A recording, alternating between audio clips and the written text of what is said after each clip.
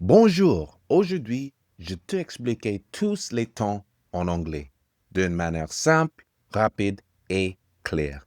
Mais peut-être aujourd'hui, tu vas pas comprendre tous les temps, mais il va être le premier pas pour améliorer votre anglais. Pas de théorie compliquée, juste ce qu'il faut pour parler comme une native. Vous êtes prêts? Let's attack the lesson. On va commencer avec le présent simple. Première chose de comprendre, c'est en anglais, quand tu parles au présent, ça se sépare dans deux voix.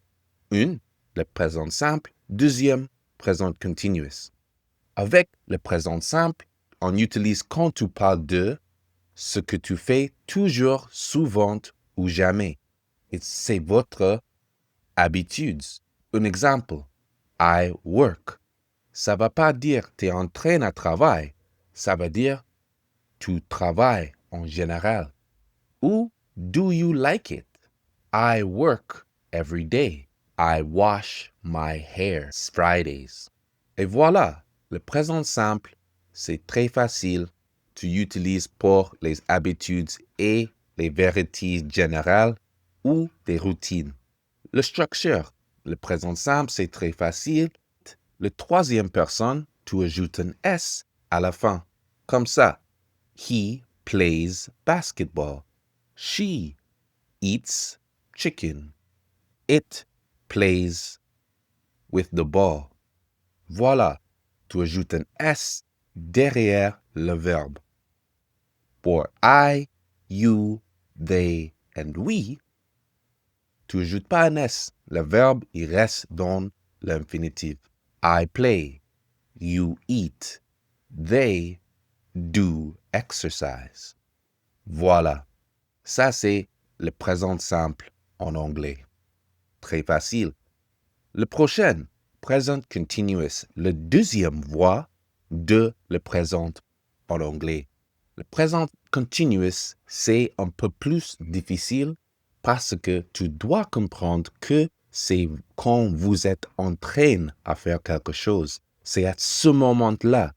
À ce moment, I am making a video. Voilà. C'est pas pour votre habitude. Tu peux pas utiliser pour une habitude et vice-versa. Tu peux pas utiliser le présent simple quand tu parles de la chose que tu fais maintenant. On voit quelques exemples. She is playing basketball.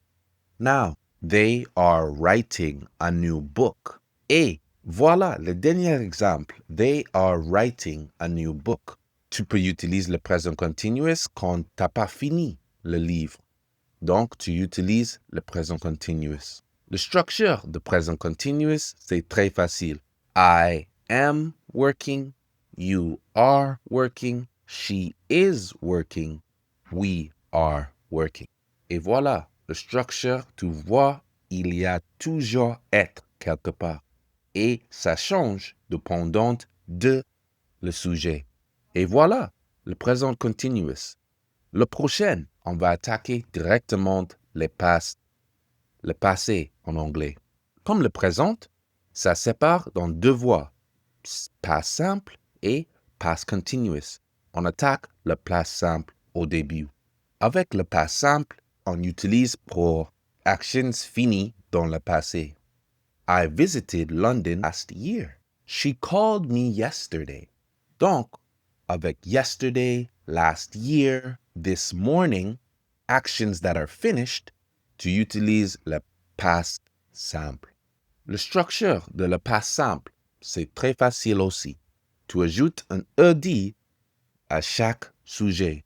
I worked, you worked, he worked, she worked, it worked, they worked, we worked, and c'est exactement ça. Tu ajoutes un ED à la fin de chaque verbe et avec chaque sujet. Très facile. Une chose qui est un peu difficile de le past simple, c'est la prononciation de ED à la fin. En anglais, il y a trois façons de prononcer le ED à la fin. La prononciation de ED à la fin. Les verbes qui finissent avec un T ou un D, tu prononces comme un ID. Voilà. Wanted, needed. Les verbes qui finissent avec un P, un K, un F, un GH, SS, C ou X, tu prononces comme un T. Helped, looked, sniffed, laughed, washed, watched, kissed.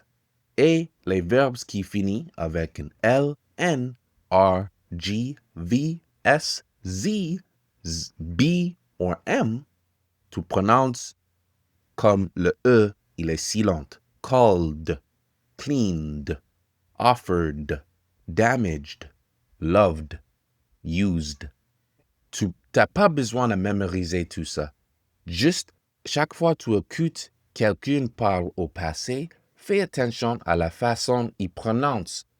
Et pour voir ça, tu dois regarder les séries de Netflix, parler avec un natif anglais ou regarde des vidéos sur YouTube.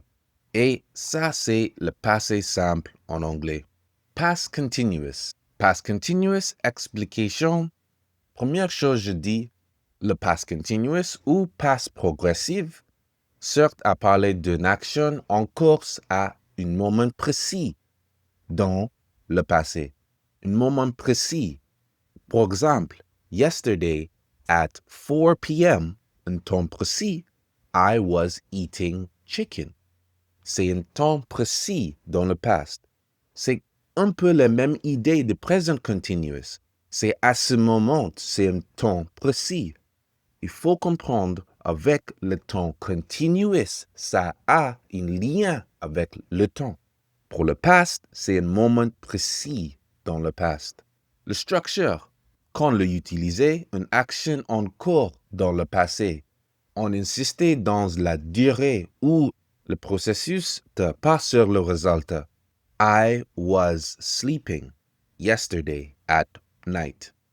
They were cooking at 3 p.m. yesterday. She was studying at 8 p.m.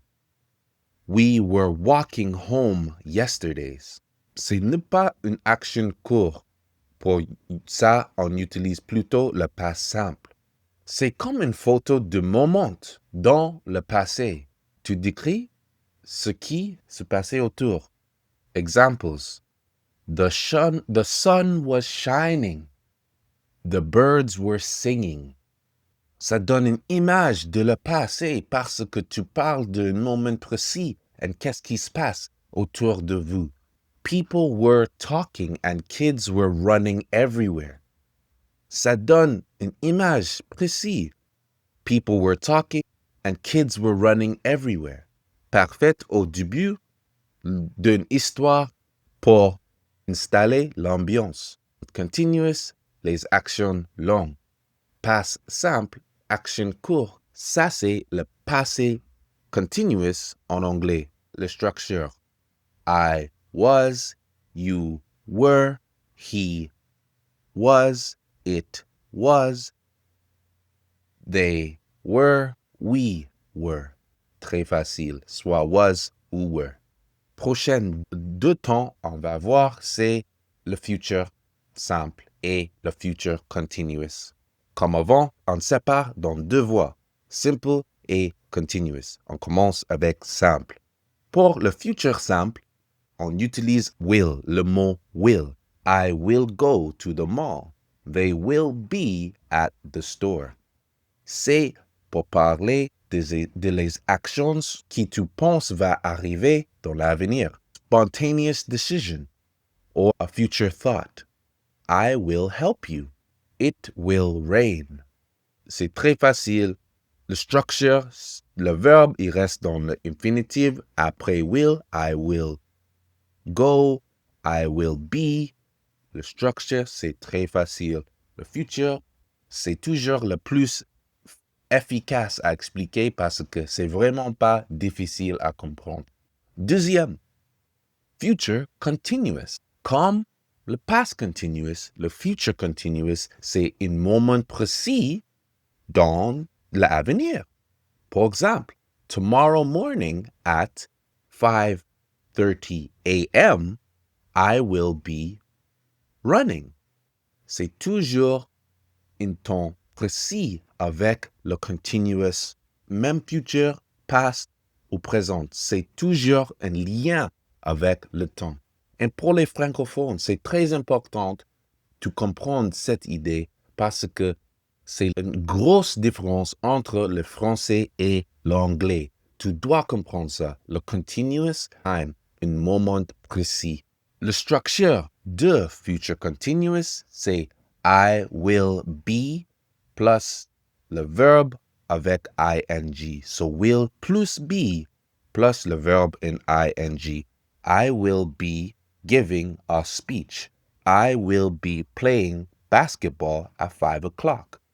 They will be eating dinner tonight. Voilà, ça c'est le future continuous. Structure très facile, will be, aller avec tous les sujets. I will be, you will be, she will be, he will be, it will be, they will be. Très facile. Ça, c'était les deux temps plus importants pour les débutantes en anglais. Tous les temps simples et aussi tous les temps continuous. OK, on va regarder les trois temps perfects en même temps. Parce que tu dois comprendre, quand tu parles au perfect, c'est comme le continuous. Il y a un concept derrière. Pour le perfect, le concept, c'est deux actions et il y a une action avant une autre. Present perfect, un lien avec le past. I have worked hard today. Aujourd'hui, tu travailles beaucoup, donc tu es fatigué. I have worked hard today. C'est un lien avec le présent et le past. Notre exemple, he has gone to the market. Tu réponds à une question. Où est Elliot? He has gone to the market. Ça donne la personne plus d'informations que Elliot, il n'est pas là maintenant. Ça, c'est le lien avec le présent. Et dans le passé, il est parti pour aller au supermarché. Donc, le present perfect, c'est ça. C'est un lien avec le past et le présent. Le structure, c'est I, you, we, they, have, he, she, it. Le troisième personnage, has. Ça, c'est le présent perfect. Prochaine, past perfect. Past perfect, c'est quand tu as deux événements dans le passé et tu as une qui passait avant un autre. Un exemple, I had been to London before I went to Turkey. Tu as deux actions, aller au Londres et aller au Turquie. Et quand tu veux être plus précis, et tu veux dire que tu étais à Londres avant Turquie, tu utilises le past perfect. Et la deuxième action, ça reste dans le past simple. Structure de le past perfect, c'est had avec tous les sujets. Voilà, structure très facile, concept un peu difficile. Mais cette vidéo, on juste regardé un petit peu des détails de tous les temps. Donc, si tu veux regarder le pas simple en détail, regardez la prochaine vidéo. Dernière, en fait, c'est le même concept. Un événement avant un autre, mais au futur. Et l'événement qui est plus loin dans l'avenir, c'est le futur simple. Et l'événement qui est plus proche de le présent, c'est le future perfect. Voilà. Deux événements, une qui allait avant un autre. L'événement qui est plus proche, tu utilises le perfect. L'événement qui est plus loin dans l'avenir, tu utilises simple. Et la structure, c'est très facile. I will have. Will have avec tous les sujets. Et le verbe est dans le troisième, c'est dans eating. Le verbe, c'est dans le troisième forme. Et voilà. Il y a les trois simples. Les trois, le continuous temps. C'est un temps précis. Et le troisième, c'est tous les temps parfaits. Et past perfect, present perfect and future perfect.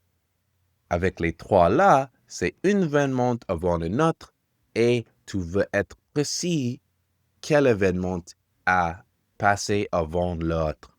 Voilà, ça c'est les chaque temps en anglais. Bon travail aujourd'hui tout le monde. Vous êtes un pas plus proche à apprendre l'anglais.